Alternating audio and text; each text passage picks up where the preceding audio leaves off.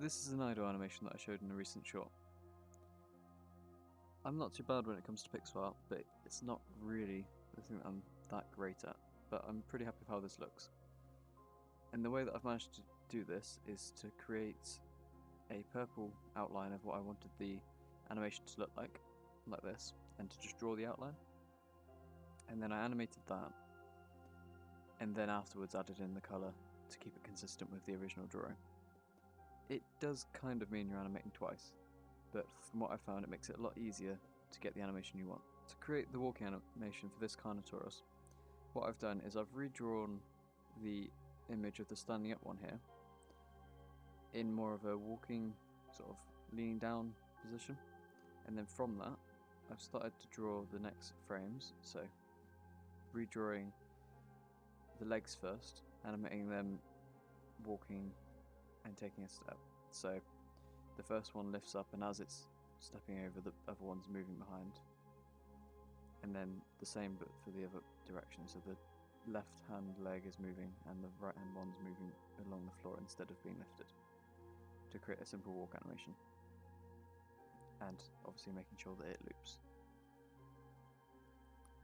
The next idea is I kept the body shape the same, so this doesn't actually change the whole way through the animation.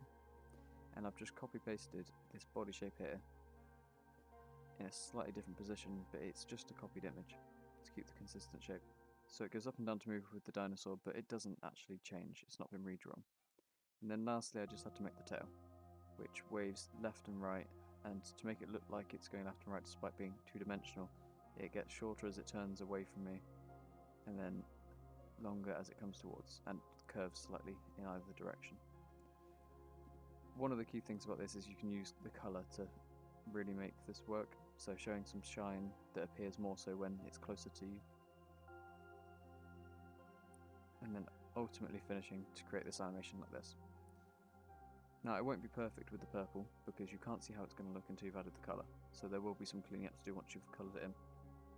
Now we've got a colour in all the sections, and obviously some of it changes slightly, but generally the colours stay in roughly the same place, just where the leg's new position is. And that's the same with the body. Obviously the body doesn't change whatsoever. And then when it comes to the tail, I've added a little bit extra shine as the tail turns towards you, just to make it look again with the colour like it's moving closer towards you. But generally the rule is just keep the colours fairly similar and draw over where it should be drawn. And then after this I noticed that the leg looked a bit odd, so I had to change the size because it grew quite substantially during my drawing. It's a bit harder to tell when you're drawing the purple outlines. And then this is the end result. So I've not done many animations for my game yet, so these are the two in it. But as I do more, I'll definitely make some more videos on what I've done for more complex things like attacking or dying maybe, because they'll have a fair bit more movement in them. Anyway, thanks for watching. If you want to see anything else, let me know.